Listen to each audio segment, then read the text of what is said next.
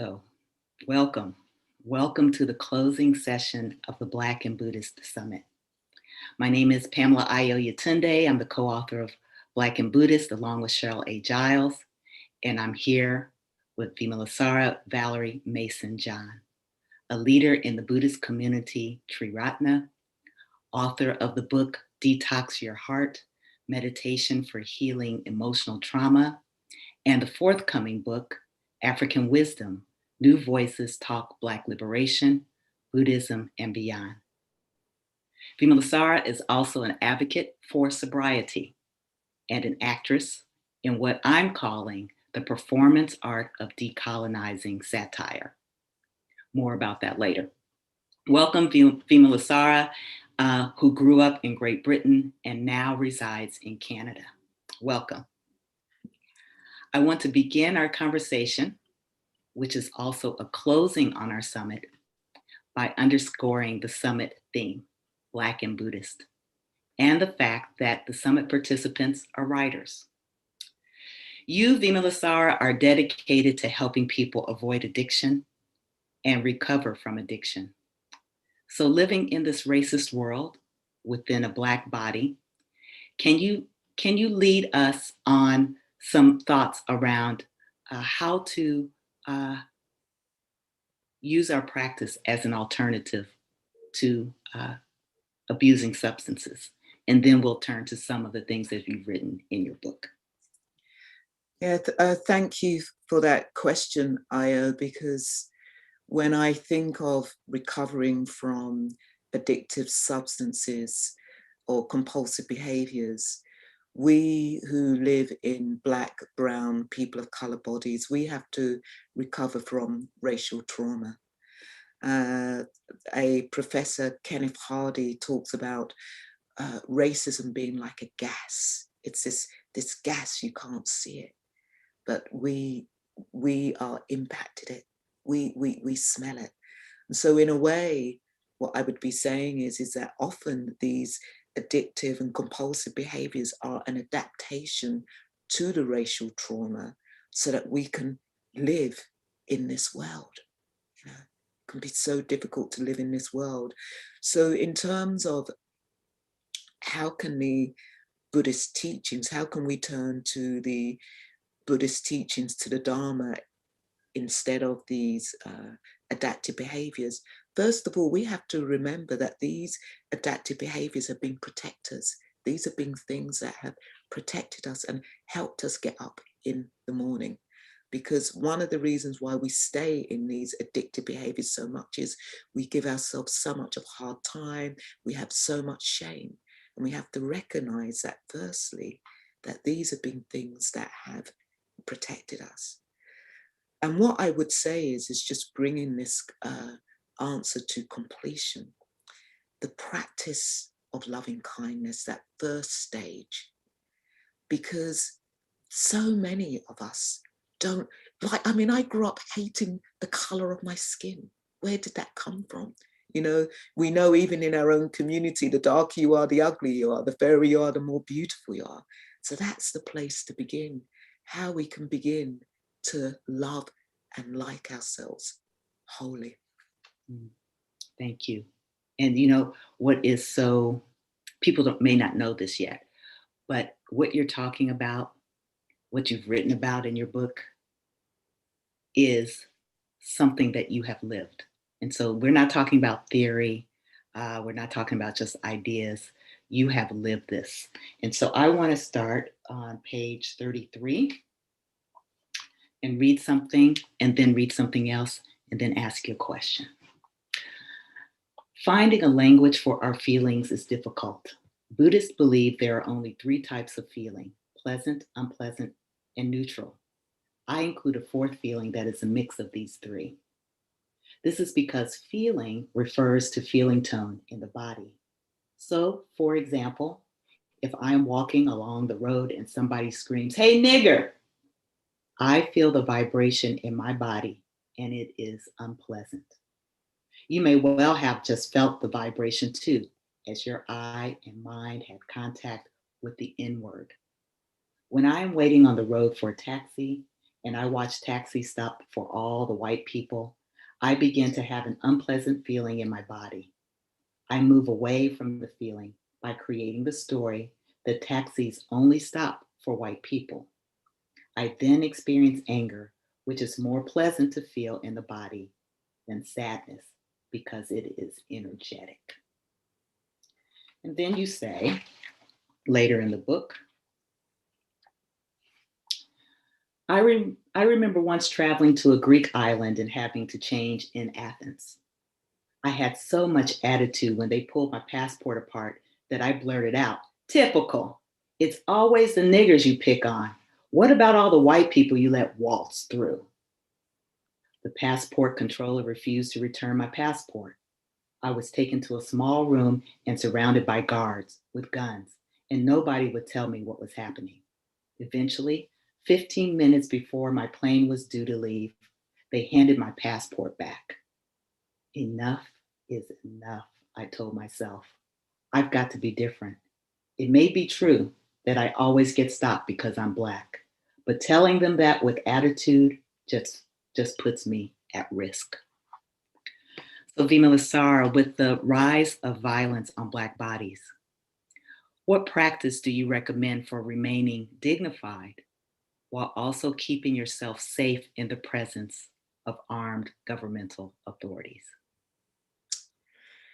It's a really difficult question. And I just want to preface my answer with is that I'm talking from a place of privilege. Yeah. I'm talking from a place of finding the Dharma in my 20s. Yeah. And the practice of pausing and mindfulness has really that has really helped me. But for me to go onto the streets and say to somebody, do mindfulness, okay, that's not the place that I can begin. And what I would say is that often people say, you Buddhists, you know, all these things are happening out in the world and all you're doing is sitting on your cushion meditating, okay, which is a charge against us. And what I say is that I've got to a place where that if I can work on myself so that I can have some equanimity, I can be there for those people who've been traumatized by the systemic racism, that I can hold space for those people who have been completely activated due to that systemic racism. So in a way, what I say is that I'm in a place now where I can create healing space because of the privilege that I've had to be able to do the work. Mm-hmm. Mm-hmm. Thank you for that. Thank you for that preface, sorry, of your privilege. And you're reminding me that you also talked about the power of loving kindness as well as cultivation of equanimity. I think we'll get back to the subject of loving kindness a little later in this conversation. But like I said, you know, we're beginning a conversation while we're also closing the summit. And when I reflect on this week, Bimosara, when I reflect on this week, and when I think about what I've read about your life and the videos that I've seen, which we'll show some snippets of, you could have been on every panel that we had this week. Your art is liberative from what I consider liberative from colonized thinking, as Spring Washam's Church of Harriet Tubman and the Underground Crew. You understand the need to live in a civilized society through justice making, just as Rhonda McGee and Rima Vesley Flood understand and write about. You recognize that healing takes a lot of work over a long period of time, just as Ruth King noted that healing for wholeness is lifelong. Your place of birth, where you reside now, and your travels gives you insight into the African diaspora. You know the impact of racial karma on Black bodies, like Larry Ward knows, like like Jarvis J. Masters. You know what it's like to live inside of a cell. You write with purpose, like Shantae Paradigm Smalls, Angela Dews, and Valerie Brown. You have lived, survived, and thrived with traumatic experiences. As Dr. G, Camila Majid, and Breja Wade helped us understand, you are a transformational artist like Rachel Bagby and Arisika Razik. Uh, I don't know. You may have something to say about what it means to be masculine. I don't know. You're open to comment on that today if you want. But as I was thinking about all the ways that you could have been on all of these panels, I couldn't help but think about Shaka Khan. I don't know if you're familiar with Shaka Khan, Shaka Khan, Shaka Khan, but she sang the song, I'm Every Woman. And you're like every person. And so it got me thinking, what is it like to be like every person? So I want to ask you, how might we cultivate empathy, equanimity, loving kindness, and other aspects, other character traits that's going to help us connect across the perception of these socially constructed selves that we believe are real? That's another big question. And firstly, I just want to say, just thank you so much for that accolade. I'm very moved, and thank you for landing on person, because I do see myself as gender fluid. I always say that if I was young now, I definitely would have been on that non-binary gender fluid spectrum. And of course, being a Dharma practitioner, one begins to let go of all these identifications. So that identification of woman is just so much less. Just even the identification around queerness is just so much less. And the identification around Blackness is so much less. But coming to your question, I think how I answer that is, it is so important for us as Black people to be in our own space and do the work and do the healing. We have to do that healing. I always love the opportunity to quote Dogen, who says to study the Buddha way is to study the self.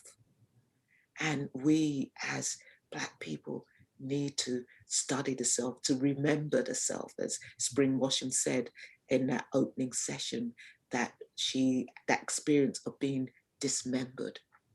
And we are a race of people who have been dismembered. Yeah.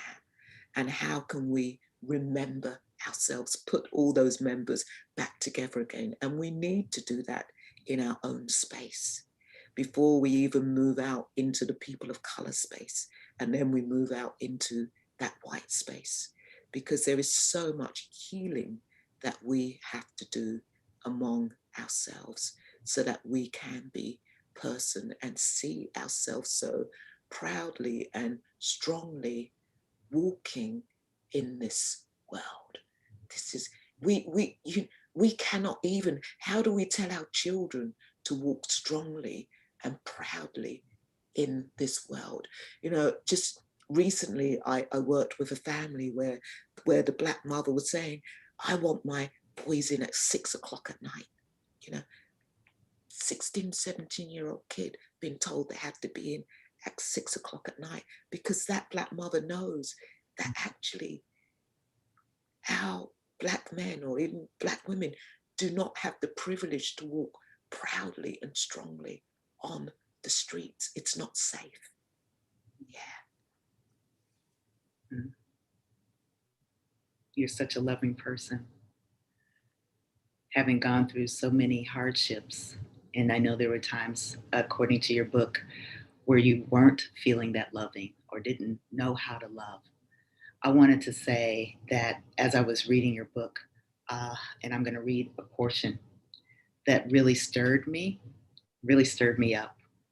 I'm the daughter of a mother who was adopted because of neglect. Mm. I'm the mother of a daughter who we adopted. My partner and I adopted. Fantastic. From neglected, right? And so this part of your book in particular really just, just moved me so many times. So it's just like, I got to read that again. I got to read that again. And I want to share it with those on this in this conversation today, and then ask you to comment on it, Thema Sarah.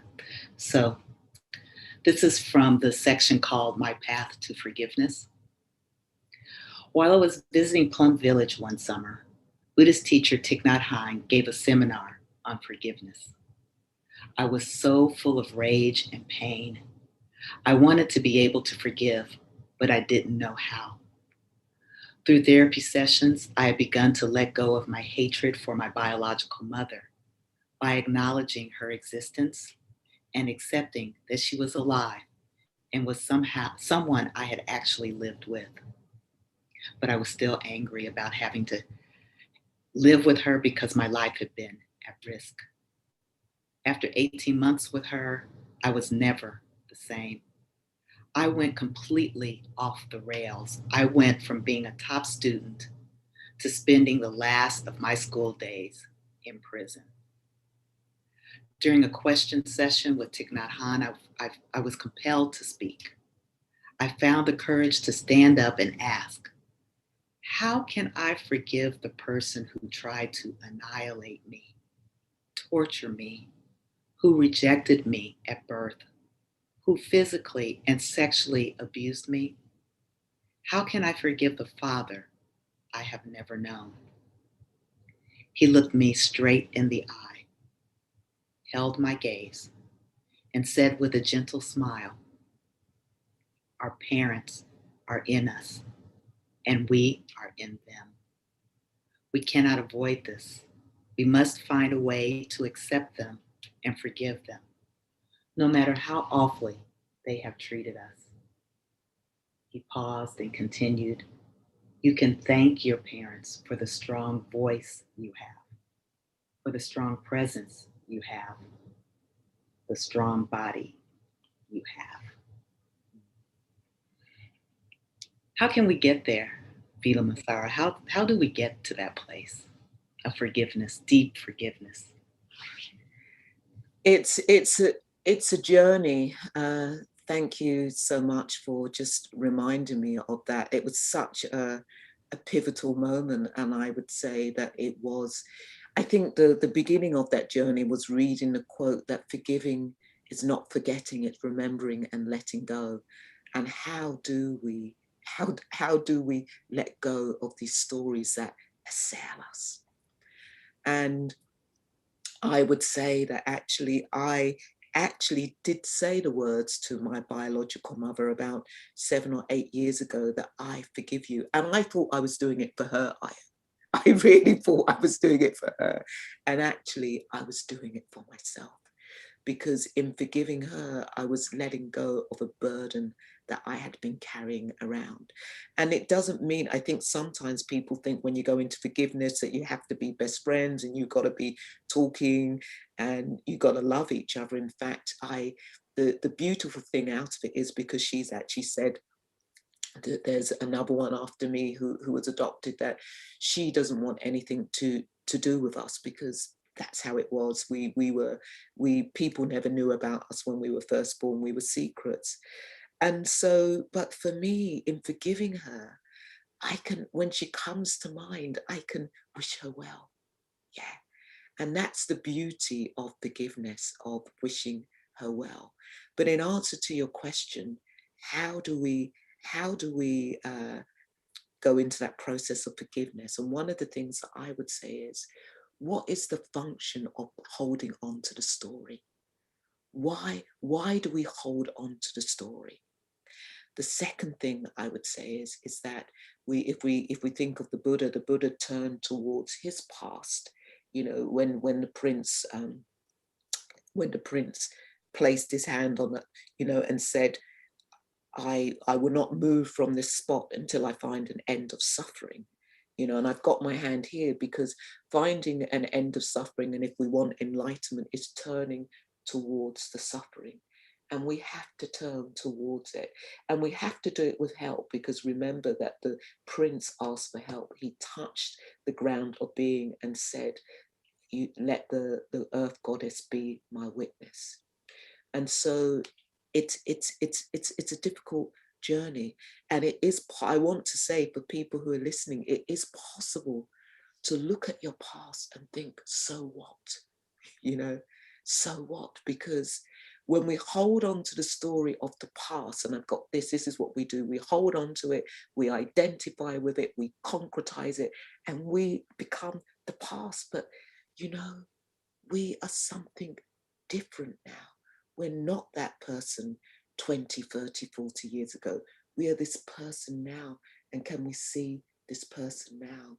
So forgiveness is learning to let go of the story into the wind, into the fire, into the earth, into the water, into space. Yeah.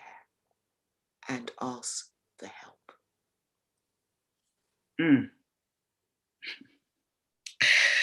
Bima Lasar, I just want to ask you to say that again. I do. And so there, I'm going to do it. Please say that again. But for people who may be with us who don't understand the elemental nature of things, can you talk about it also from that point of view? How can I let this into the elements? Yeah. You know, we are the elements, aren't we? At the end of the day, our body is earth, our body is water, our body is fire, our body is wind. And in a way, you know, asking me, how can we let go into the elements? And this is going into the imaginational faculty. And we all have the imaginational faculty, just as we, you know, if I just focus on Black and brown people of color bodies, we have had to have especially those of us who live in the diaspora, we have had to have the imaginational faculty of Africa, you know. And so again, letting go of that imaginational faculty of just this story. Again, how we do it is what is the function of this story? What's this story protecting you from? Holding on to this story is protecting you from the pain, from the suffering. You know, this holding on to this story is not wanting to do something different. And when we can begin to let go of the story, it's to really go into that imaginational faculty of saying, you know what, this story that I am unlovable, I am going to build a fire and put it on the fire. This story that my skin, or I'm ugly and that my skin is ugly, you know what? I'm going to let it go to the wind. Let the wind take it, because it's not my story. This is not me. This is not mine. This is not I. It's what the Buddha taught us, that these stories are not us. And so when we can see that this is not me, this is not mine, this is not I, we can open up by giving it up to the elements of the fire, letting it go into the water, putting it into the earth, or with the wind, or just letting it go into space. Because when we let go, we stop holding on. This is the thing, Io, is that we hold on to our stories. And when we hold on to our stories, quote from Bob Marley, free yourself from mental slavery. Yeah. Mm-hmm. And this is what we have to do.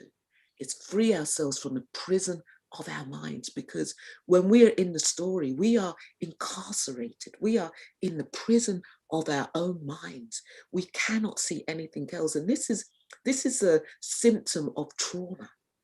Because when we've had so much traumatization, our world narrows and we get stuck in the prison of our mind, or we withdraw into the prison of our mind. You know, I could ask you the question again and you would answer it differently, and it would be a different teaching that would just penetrate. I think it would penetrate into the stories itself and then boom, blow it into the universe. But rather than ask you that Question again. What I'd like to do is say something about your journey, Bima Lasara, from humble, right? Humble beginnings to having an international stage. Isn't that crazy? Like, how did that happen?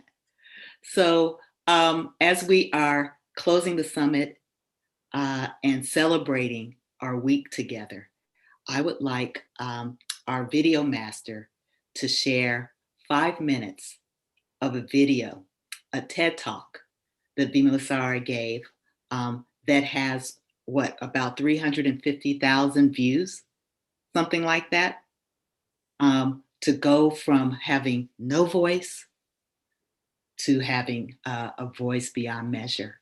So let's watch this video for 5 minutes.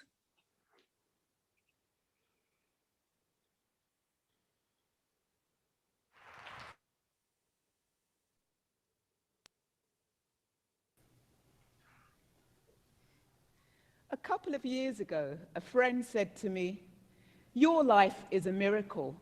I said, "A miracle?" Well, you know, you tend to think of your childhood as normal, well, until you talk to some of your friends. Anyway, miracle or not, I've dedicated my life to working with people. One day, I woke up in my bed and I thought, wow, forget about drugs, alcohol, food, sex, or rock and roll. My biggest addiction is, guess what? Yep, my thinking. I'm sure you all know what I'm talking about. Those thoughts that tell us we're not good enough, thoughts that have been haunting us for years. I call this my stinking thinking. Just imagine if people could hear that stink. Well, here's a censored version of mine. My stink says, I need an electric shock. I took stock. My shrink said, all Negroes are manic. I didn't panic. My stink says, I need a rest. I failed its test. My shrink says, all Negroes are aggressive. I let him live. My shrink said, I should be grateful. I was resentful. My shrink says, I've got marijuana psychosis. I smoked his prognosis. My stink says, I am depressed. I was distressed. My shrink says, I belong in the gutter. I didn't stutter. My shrink says, I shouldn't be seen. I reminded him, I am the queen. My stink says, I'll end up scrubbing floors. I didn't speak anymore.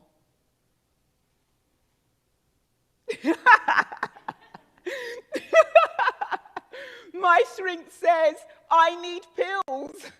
I need pills. I pushed him off the hill. The shrink in this poem represents all the people in my life who have bullied me from childhood into adulthood, from the people who raised me, who called me gruesome, to the people who physically, mentally, sexually bullied me, to my peers who would chant in my face, "Wagga matter? Are you all white? Oh, nigger mind, go black home and eat your cornflakes and you'll be all white in the morning. You will. Go black home and eat your Sambo flakes and you'll be all white. Promise." I was bullied so much that I began bullying myself to the extent I first tried to take my life aged 12, again a year later, and was lucky to survive my third attempt aged 18. I'm one of those kids who was fostered at 6 weeks and placed in several foster homes. Age 4, I was placed into an orphanage. Aged 11, I was sent to live with my biological mother. I was taken away by the police 18 months later. Living on the streets age 15, picked up for shoplifting 6 months later, and placed in a children's prison for 18 months. If you had spoken to some of the adults in my life then and said, that kid there one day will be the author of several books, and plays, work as a bully doctor, be awarded an honorary doctorate for her lifetime achievements, they would have laughed in your face. They would have said, absolutely no way. Valerie Mason John, that kid will end up in the gutter. And you know what? I believed them. I believed all the negative things that people told me. I had to stop bullying myself with the thoughts in my head that told me I was useless, no good, that I was a failure, worthless, because they were keeping me in a rut. I wasn't living, I was surviving. And if that wasn't enough, I continued to bully myself with the chronic disease of anorexia bulimia nervosa. I'm lucky. Some of those kids out there who were bullied by their parents or by other adults or by their siblings or by their peers aren't here to tell their stories today because they took their own lives or because they died of a drug overdose. I'm telling you all of this because I don't want to turn on my computer or my television or a radio or open a newspaper and learn that another young person has died because of bullying, or an adult has taken their life because they were bullied in the home or the workplace. Let's bring These are it to a inconceivable cut. deaths.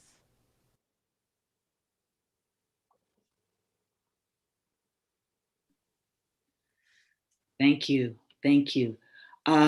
So, Bima Lasara, I know instinctively that there are people,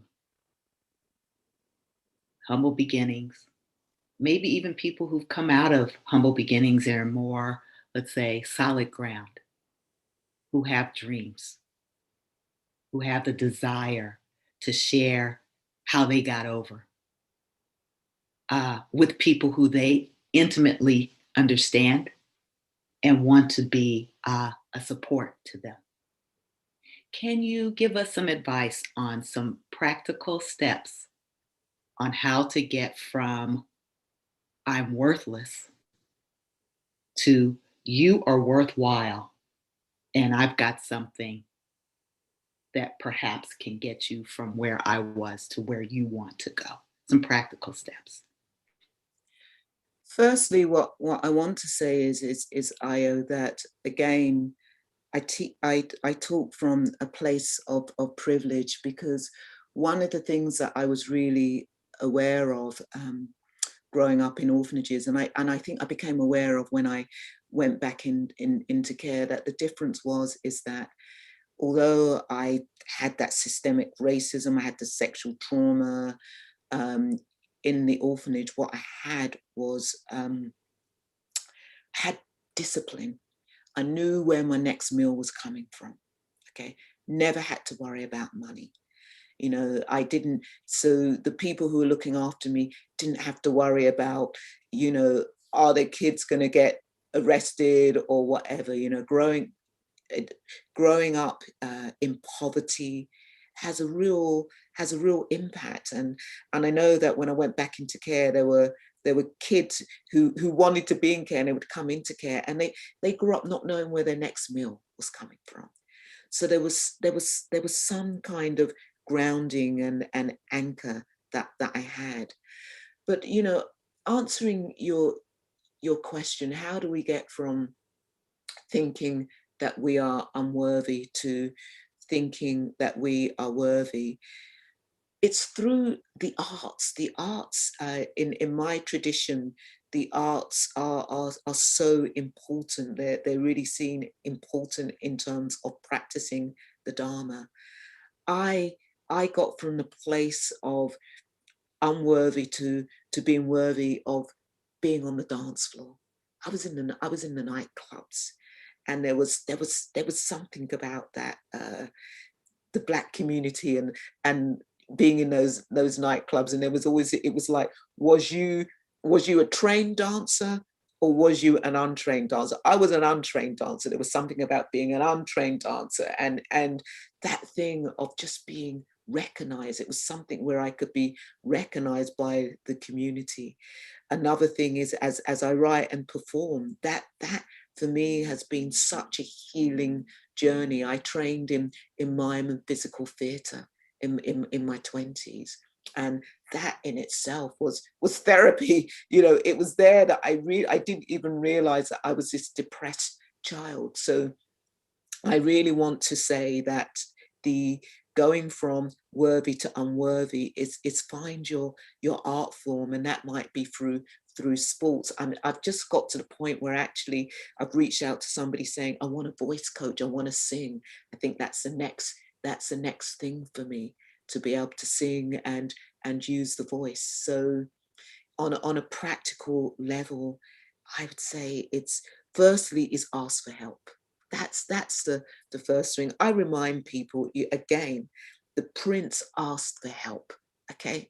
And it can be so hard to ask for help. And we have to keep on asking for help until somebody gives us help, because people give up at the first goalposts. It's like, oh, nobody's going to help me, and then they give up. Ask for help. And then again, what's your art form? Do you love to write? And this isn't about thinking, oh, I'm going to write and I'm going to have to write these big books and have to perform. Just write for yourself, and you can decide what you want to do with it after. If it's singing, sing. If it's dancing, dance. So for me, those are the practical things, because to say to somebody, sit down and do loving kindness, you know, to sit and meditate, you know, I always say it can be a bit of an oxymoron. We say, go and sit and meditate, where the majority of people, they've been so traumatized that they have split from the body. You know, as you hear some of my teachings, I talk about coming home to the body. People have left the body. They don't want to be in the body. It's about having altered states. It's about getting high. It's about being, you know, not being in the body. And especially if we walk in the world in queer bodies or in trans bodies or black, brown bodies, it's so difficult to be in our bodies. So to say to somebody straight away, sit and meditate, that's not going to jive. And we have to find a different way in. Yeah. Thank you. A different way in. Many Dharma gates, right? Yes. As a Dharma gate.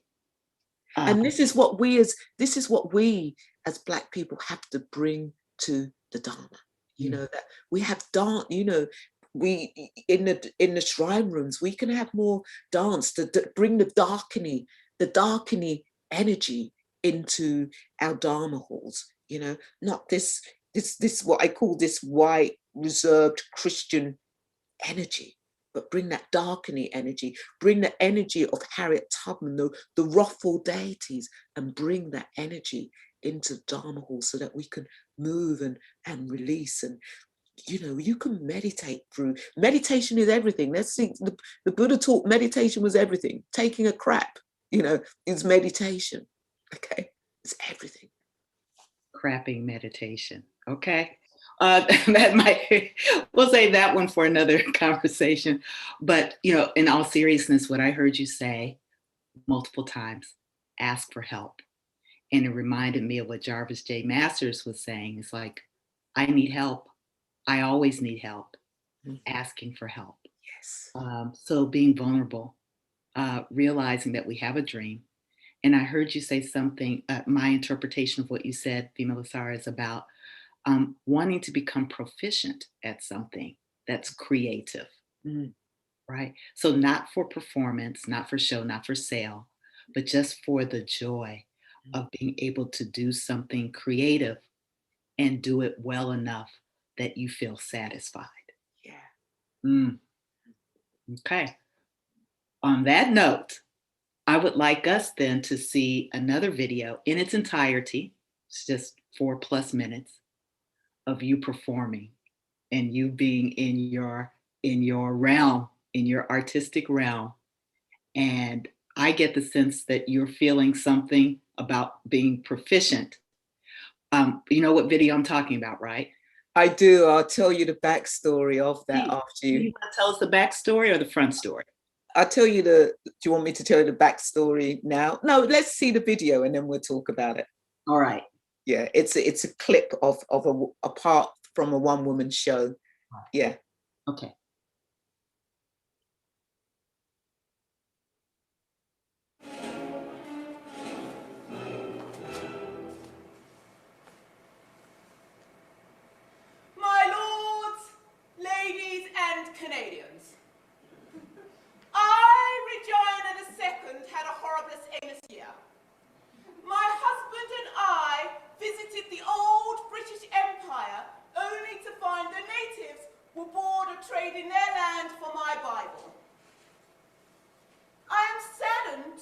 announce my eviction order to Alberta, but long live the oil, Tories and the monarchy. I have no alternative but to introduce the Raheem Jeffers Bill. Get me out of this shithole. I will have complete access to government funding for the purchase of alcohol, marijuana and cocaine. The right discreditable Savend Robinson shall be my first lifelong queer. My government's first priority is to raise the standards of the First Nations peoples. Body bags will no longer be sent to Aboriginal reserves. Instead, Stephen Harper will be sent to live among the Aboriginal community, introducing him as a new vaccine against swine flu. My government has established an international department. Quebec will become a separate country only if it agrees to be governed under Aboriginal chiefdom. Cree will become its first national language. Canada will be renamed Bigfoot England. Indeed, my government's second priority is the education of the Canadian generation. Each home will be equipped with a computer, and children will be expected to sit in front of it 24 hours minimum a day.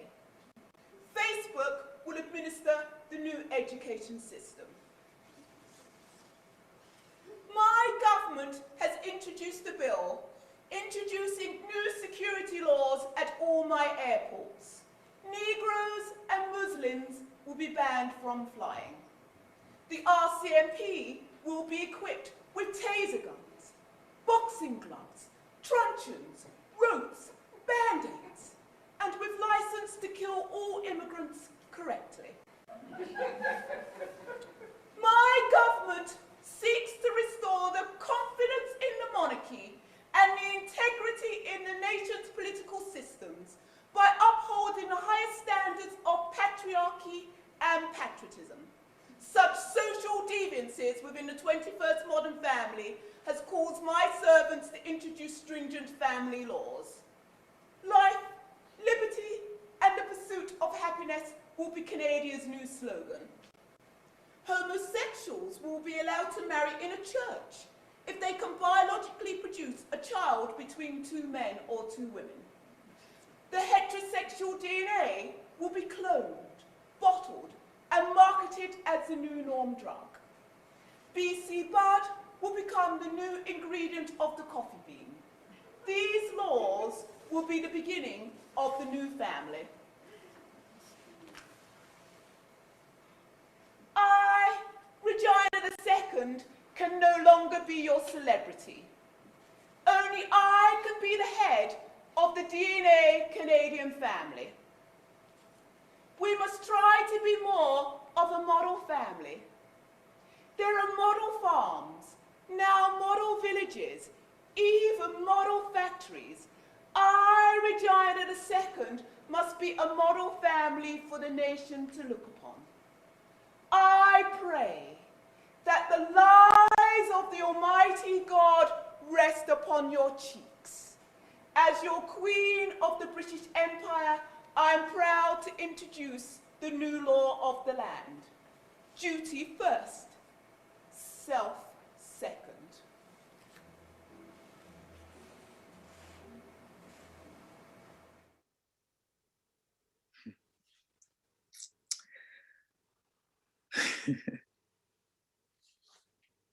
Thank goodness for freedom of speech, girl, because you would have been in trouble in some countries doing that. Please tell us the backstory.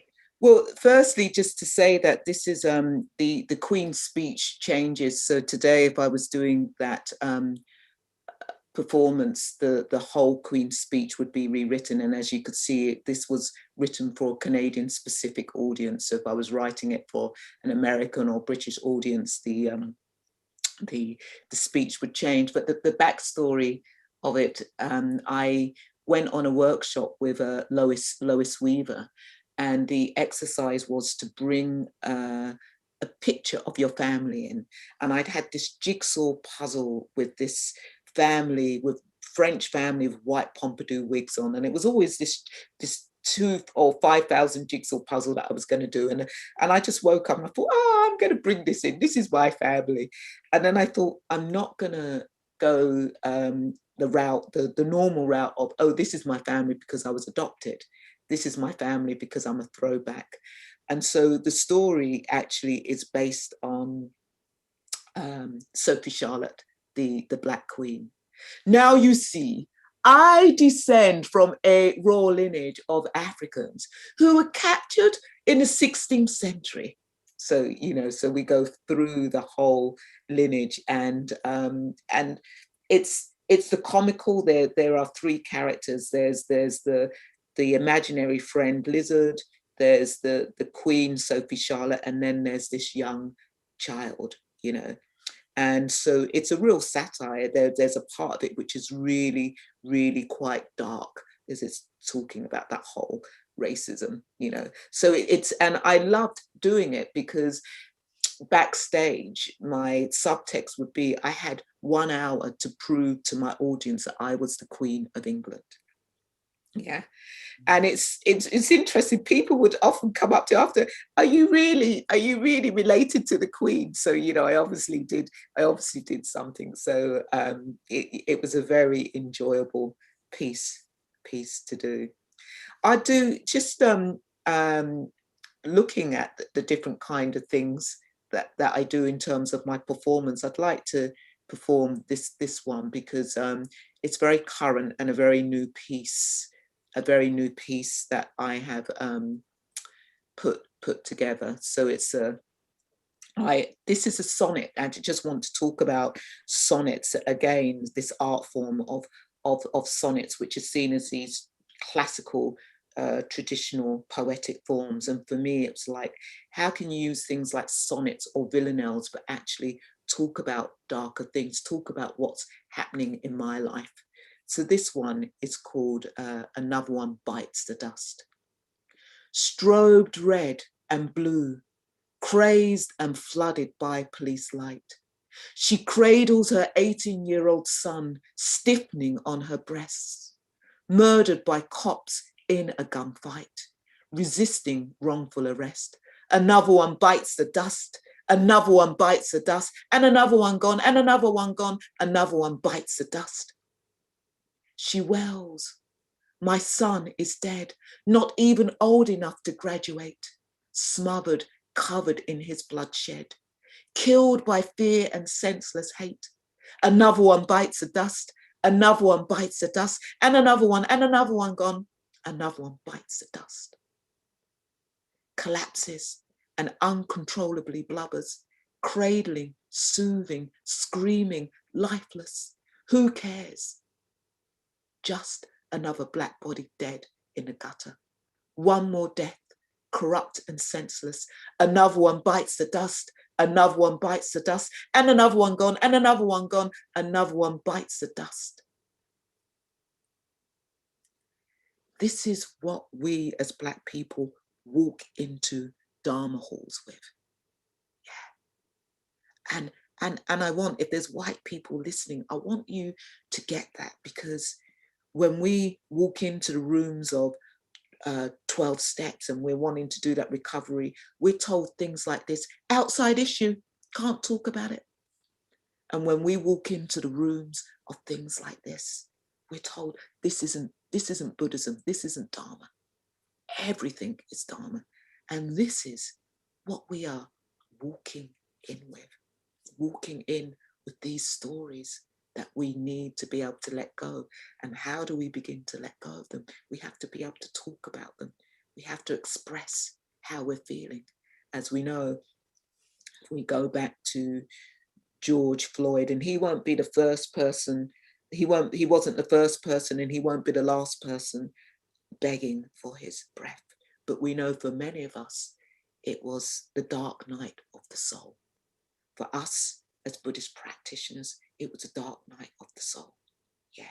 And for those who were out in those uprisings, it was a dark night of the soul. And we have to be able to speak about these things. Thank you, Vila. I'm sorry, I've got to do this. for your sonnet. Amazing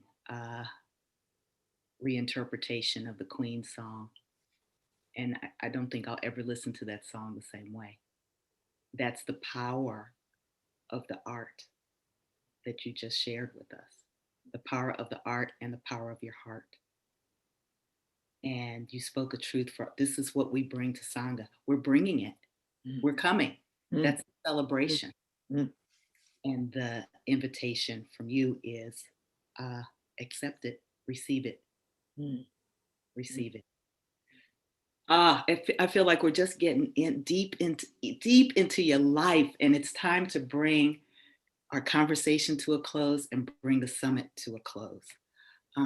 But before we finally close it, there are some things that I would like to say.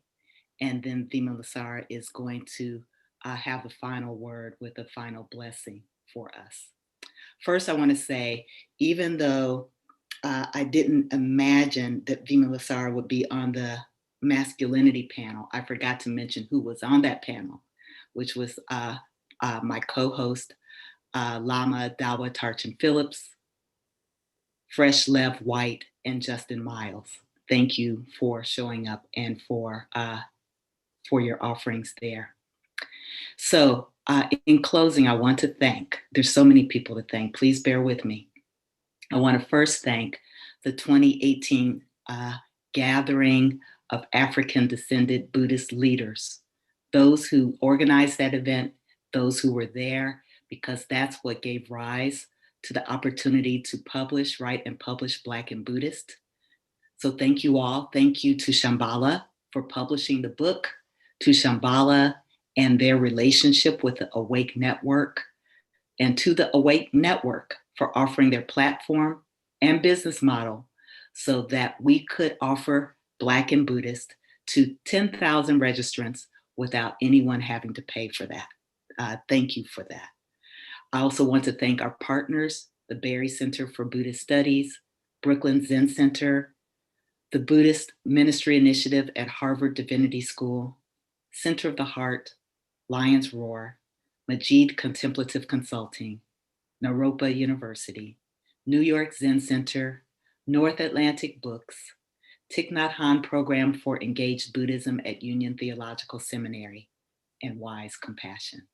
To all of you who registered for this event, we thank you, and to all of our panelists, including Spring Washam, Rhonda McGee, Rima Vesely Flod, Ruth King, Lama Dawa Tarchin Phillips, Sebene Selassie, Surya Gupta, Fresh Lev White, Justin Miles, Larry Ward, Jarvis J. Masters, Shantae Paradigm Smalls, Angela Dews, Valerie Brown, Rachel Bagby, Arisika Razik, Dr. G, Camila Majid, Brisha Wade, and lastly, Vimalasara. But let us also not forget someone who was not able to be with us, but who did a lot of work around the book and organizing the summit, Cheryl A. Giles. So much of Buddhist practice, as you may know, is supported through the generosity of others.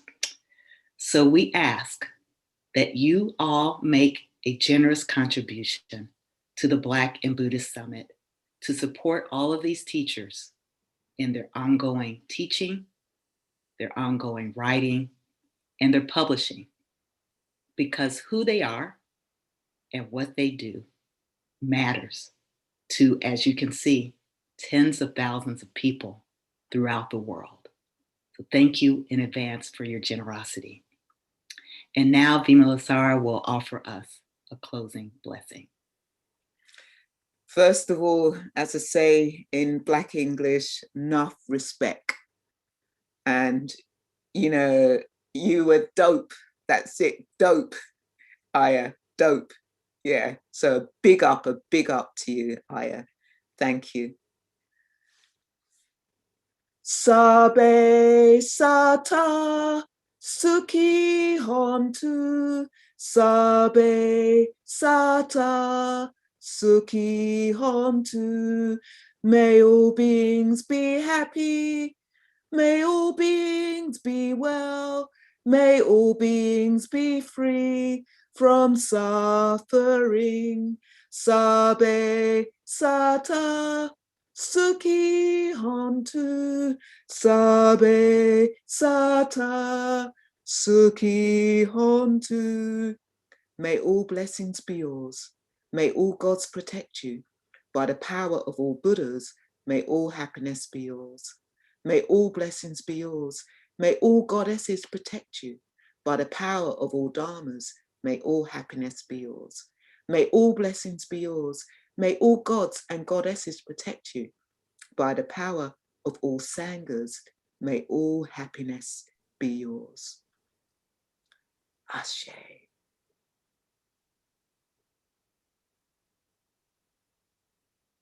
Ashe. Thank you all for a wonderful week. Blessings back to you, Imalasara. Until we meet again, be well, be whole. Bringing Bob Marley back in. One love.